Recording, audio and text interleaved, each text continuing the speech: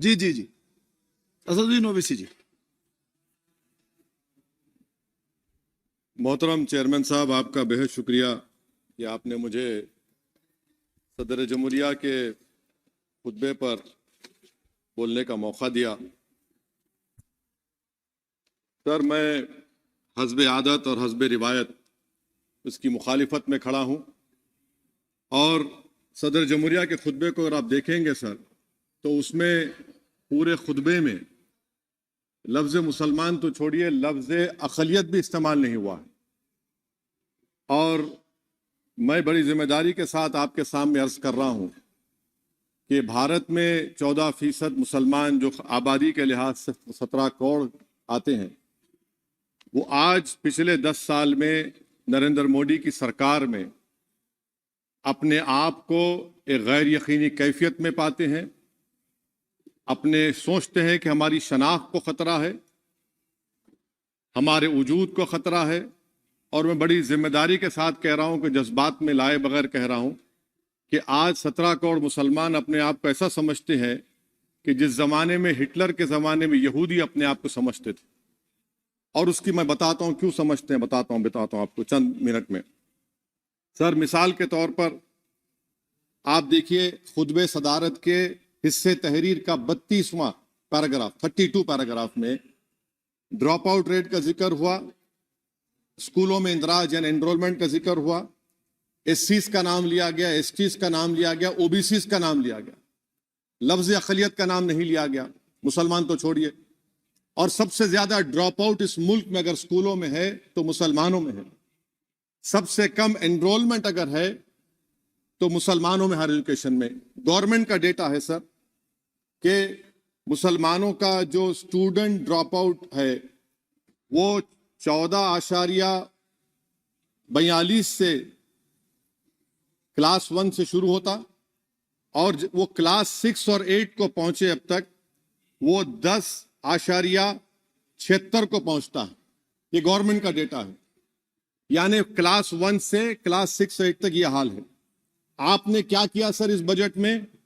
Pre matric scholarship को सिर्फ 9th class तक महदूद कर दिया और इसमें आपने पैसे कम कर दिए प्री मैट्रिक स्कॉलरशिप में। और सर 2022-23 का बजट आप देखिए, 5026 करोड़ रुपए दिए गए थे, जिसमें से सिर्फ 663 करोड़ इस्तेमाल हुए। अब आप आ जाइए सर, AISHE का डेटा है कि हायर एजुकेशन में मुसलमानों का 8.5 ड्रॉप आउट रेट हुआ है।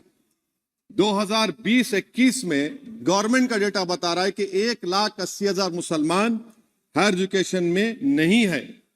प्री मैट्रिक स्कॉलरशिप को आपने 423 करोड़ था, उसको आपने इस साल 326 कर दिया। मौन आजाद फेलोशिप को 45 करोड़ कर दिया। MCM जो 44 करोड़ था 33 करोड़ कर दिया। बताइए, जो सबसे ज्यादा जिसका कम्युनिटी का ड्रॉप आउट रेट है और जो हायर एजुकेशन नहीं, उससे आप ये बर्ताव करते हैं। सर, दूसरी बात यह है कि हम ये देख रहे हैं कि 10 साल में इस सरकार में कोई हद नहीं छोड़ी है गलत हुक्मरानी की, नफरतों को भड़काने की, कोई हद नहीं छोड़ी गलत फहमियों को फैलाने की, और कोई हद नहीं छोड़ी इस मुल्क के अवाम नास को तर्क करने की। इस 10 साल में हमने क्या देखा सर? जमहूरियत हमारे वतन अजीज की को बचाना बहुत जरूरी है। ये गरीबों के लिए और कमजोरों की एक बहुत बड़ी ताकत है। मगर 10 साल में, 9.5 साल में क्या हुआ? सिर्फ एक शख्स को मजबूत कर दिया गया, एक मजहब को मजबूत कर दिया गया, एक आइडियोलॉजी, एक नजरिए को मजबूत कर दिया गया, एक शनाख्त को सब शनाख्त के आगे दूसरी शनाख्तों को मिटाने की कोशिश की गई, एक जबान को मजबूत कर दिया गया। तो हमारी जमहूरियत तो खोखली हो चुकी है। और सर, कोई भी हुकूमत और पार्टी सिर्फ जबर और इस्तेसाल पर कायम नहीं रह सकती है सर।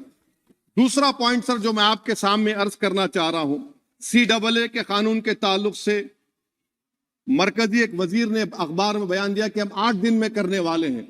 आप 8 दिन में करेंगे, 8 दिन में एहतजाज शुरू होगा मुल्क के कोने कोने में। आप CAA को मजहब से खत्म कर दीजिए, मजहब से जोड़ेंगे तो आपका इरादा बुरा है। आप भारत की अक़लियतों को, भारत के मुसलमानों को, दलितों को आप परेशान करने का आपका इरादा है। सर दूसरी बात यह है कि CAA के खिलाफ क्यों हम है? क्योंकि सीमांचल के मुसलमान को आप बांग्लादेशी कहते हैं। कोई मिनिस्टर मुझे कहता है कि घुसपैठी है, रोहिंग्या है। तो CAA को मजहब से जोड़ना गलत था, उसको निकालिए। मगर हमारे देश के प्रधानमंत्री सर, वतन अजीज के वजीर आजम, मैं बड़ी जिम्मेदारी के साथ कह रहा हूं कि मैं अपने बचपने में जब हिस्ट्री पढ़ता था तो मैंने एक स्टैचू की फोटो देखी थी, प्रीस्ट किंग ऑफ मोहनजोदारो। ऐसा लगता है कि वैसा ही लग रहा है कि प्रधानमंत्री नहीं है बल्कि पुजारी सम्राट बन चुके हैं वो। और मैं क्यों कह रहा हूं कि हमारे सदर जमहूरिया ने कहा था कि 22 जनवरी एक तारीखी दिन है, बिल्कुल तारीखी दिन है। 22 जनवरी की बुनियाद 6 दिसंबर 92 को रखी गई। 22 जनवरी की बुनियाद 86 में ताले खोलकर रखी गई। 22 जनवरी की बुनियाद GB पंत ने रखी थी, इसीलिए तारीखी दिन है। और तारीखी दिन इसलिए भी है कि सर इसी ऐवान में 16 दिसंबर 1992 को हमने रेजोल्यूशन पास किया था। आप बताइए कि आज इस मुल्क में चाहे कोई सेकुलर पार्टी का हो या जो भी हो, वाले सब सेकुलर है, बुरा मैं हूं, किसी में हिम्मत नहीं है कि 6 दिसंबर की बात की जाए। और वो तारीखी दिन इसलिए भी है सर, इंसाफ करने वालों में एक NCLT के चेयरमैन, एक गवर्नर और एक नामजद शुदा रुकने पार्लियामेंट बैठे हुए थे। अब आप बताइए मेरे पास बचा क्या है? बचा यह है कि आर्टिकल 32 बचा है, जिसको बाबा साहब अम्बेडकर ने दिया। आज मुल्क के 17 करोड़ मुसलमान भारत के वजीर आजम पर एतमाद भरोसा नहीं करते, बिल्कुल नहीं करते, बता रहा हूं, खुल के कह रहा हूं। अगर आप आर्टिकल 32 का ड्यू प्रोसेस ही खत्म कर देंगे तो फिर मेरे पास क्या बचेगा सर? क्या बचेगा? मैं तो यहां खड़े होकर वो सुप्रीम कोर्ट के मायानाज बेबाक वकील दुष्यंत दवे की तरह तो नहीं कह सकता। मुझे आज भी रूल ऑफ लॉ में भरोसा है, मुझे आज भी कानून पर, संविधान पर भरोसा है, मगर ड्यू प्रोसेस तो फॉलो होना चाहिए। ड्यू प्रोसेस फॉलो नहीं हो रहा। एक तारीखी दिन 22 जनवरी था, एक तारीखी दिन 31 जनवरी था। सर रात के अंधेरे में अपील किए बगैर आप आरे लेकर रास्ता खोल देते हैं। क्या पैगाम दे रहे हैं सर? 600 साल की मेहरौली की मस्जिद को बगैर को नोटिस दिए आपने डिमोलिश कर दिया। मैं जिम्मेदारी के साथ कह रहा हूं कि भारत के प्रधानमंत्री और उनकी सरकार भारत के मुसलमानों से उनकी शनाख्त को छीनना चाहते हैं। ख्वाजा अजमेरी के आस्थाने पर चादर बिछाइए, मगर आप जो चादर मुझसे छीनना चाह रहे हैं, मेरी मस्जिद है, आप हर मस्जिद को छीनना चाहते हैं। आप बताइए 17 करोड़ मुसलमानों को क्या पैगाम दे रहे हैं आप कि आप हर मस्जिद को छीन लेंगे मुझसे? फिर मेरा वजूद किस माने रखता है? मेरा शनाख्त क्या माने रखता है? रूल ऑफ लॉ क्या माने? अच्छा 1991 के प्लेसेस ऑफ वर्शिप एक्ट पर क्यों नहीं बोलते आप लोग? आप उस पर कायम है नहीं है। आप 500 साल की बात करते, मैं आपसे कहता हूं भाई 500 साल पे मत जाइए, बौद्ध पे जाइए, जैनिज्म पे जाइए, शैविज्म पे जाइए, कहां रुकेंगे? अरे इस देश को आजादी मिली 47 में, संविधान मिला हमको बाबा साहब अम्बेडकर का, बराबरी का। उससे पहले तो राजा रजवाड़े थे, जमहूरियत नहीं थी, लोकतंत्र नहीं था, मगर आप उसको उस बारे में लेके जाते। अरे 500 साल आगे क्या होगा बताइए? आप किसी एक सिविलाइजेशन, सर अंग्रेजी में किसी ने कहा था, civilisation cannot be rewritten by hatred, history cannot be corrected by demolition. आप ये नहीं कर सकते। और मैं उम्मीद करता हूं कि जब मौर्ख तारीख लिखेगा, नरेंद्र मोदी इस मुल्क में तारीख लिखना चाहते हैं। क्या तारीख लिखना चाहते हैं? कि मैंने इस देश को, गांधी अंबेडकर के देश को मैंने हिंदू राष्ट्र बना दिया। मैं उम्मीद करता हूं कि हमारे भारत के हमारे हिंदू भाई देश के प्रधानमंत्री की सोच को नाकाम करेंगे। उन पर है, अब देखते हैं क्या होता है। सर नेबरहुड फर्स्ट की पॉलिसी है। नेबरहुड फर्स्ट क्या हो रहा है सर? हम सोशल मीडिया के जरिए फॉरेन पॉलिसी चला रहे हैं। मालदीव छोटा मुल्क, वो हमको आंख दिखा रहा है, चीन की गोद में बैठ गया। हमारे लद्दाख में हमारे जो लोग जानवर को लेकर घास चराए जाते, वहां पर चीन की आर्मी आके रोक रही। बताइए, बांग्लादेश चीन की गोद में बैठा हुआ है। आप गैलेंट्री अवार्ड दे रहे हैं, क्यों दे रहे हैं? कि चीन बैठा हुआ है। तो आपका बफर जोन गया कहां भाई साहब? आपका बफर जोन तो कहां गया नहीं मालूम, गायब हो गया बफर जोन। और दूसरी बात सर, आप ये भी देख लीजिए कि यहां पर मैं आपको इंपॉर्टेंट पॉइंट ये बताना चाह रहा हूं सर।